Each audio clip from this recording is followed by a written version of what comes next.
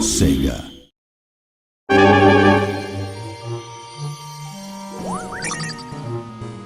Castle of Illusion, one of the best-selling Genesis games of all time. It's the perfect game for us to develop with Disney. It's such a classic. People love Castle of Illusion. They've got such fond memories of it. Really passionate about the game and the experience that I had when I was young, and to try and offer that to the new generation and people that have experienced it before is, it's just a great feeling, really.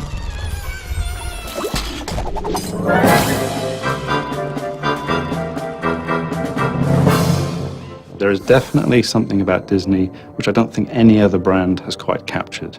It's Disney. It's a descriptive word in itself. Disney's renowned for its characters, for its visuals, for its animation, for its music. Everything that Disney touches has an air of magic to it, and they try to, as a company, try and encompass that in all their products. It doesn't matter if you're a core gamer, family gamer, whatever the gamer, you need to capture that sense of enjoyment, passion.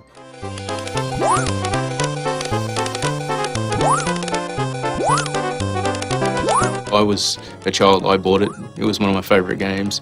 I played it to death. I grew up with my Mega Drive. I've played all the classic Disney games, and Castle of Illusion stands up as one of my all-time favourites. 20 years later, to be given the opportunity to work on that IP, to reimagine it and bring it forward with today's technology was just, an amazing opportunity.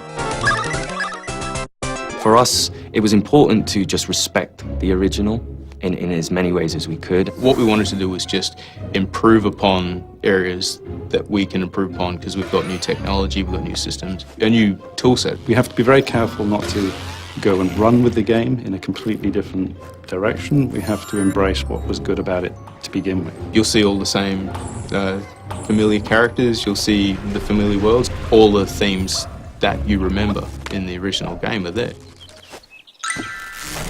And we've kept to the original in such a way that Disney can recognize it immediately. They recognize the tree stump and they smile. They go, that's exactly what we're looking for.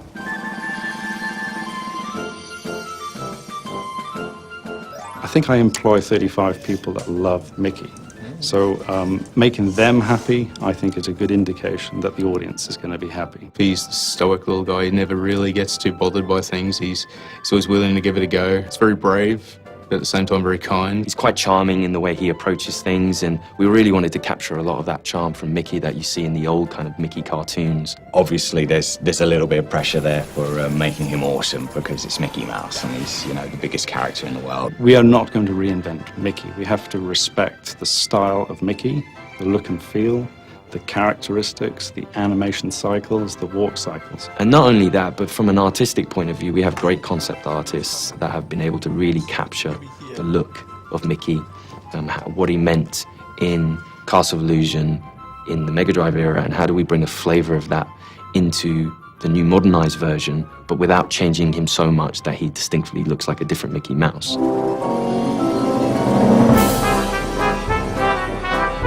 The world itself is it's enchanting, it's rich and full. I think one thing that I always sort of think about Disney is that a word or a spell, something's going to come to life.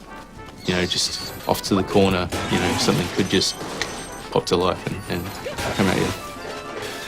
The library is the first level where I've got a Disney moment. I'm jumping on the books. There's a puff of smoke, the dust.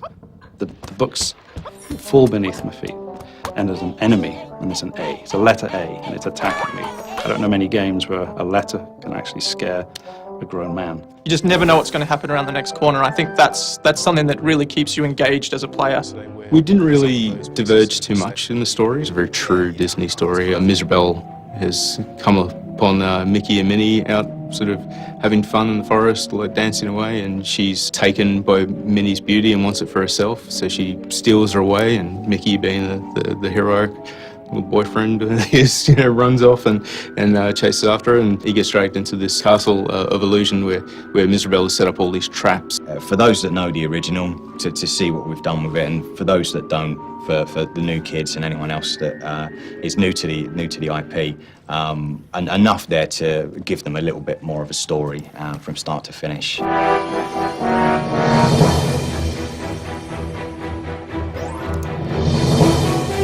like that.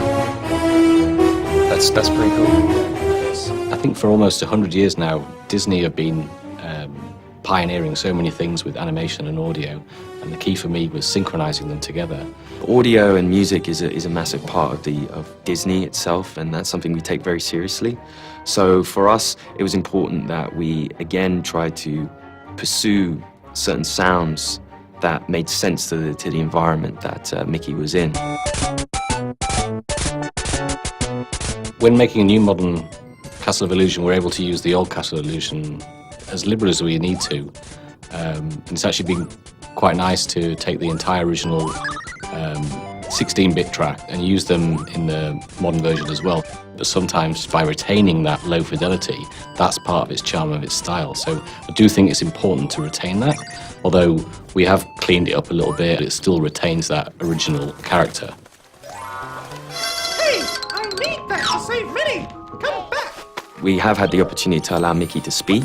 You know, this was something that we felt passionately about, having him interact in the story. There you are! Hey, come down here! From a sound perspective, we've been able to help it into the 21st century by, I think, primarily we're able to do a lot more with the sound effects, the mixing, the environmental effects. I mean, these are all things that we come to expect without realizing it. So we're able to go further with interactive music, and we can have more dynamic things going along with the sound effects and the voice as well.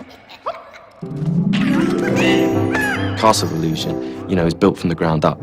You know, from every point, from animations to music to environment to gameplay, everything is built from the ground up, and that's a really nice, exciting way of taking something that everyone holds dear to them and kind of improving that for the new generation. I think they'll love it. I mean, we love it.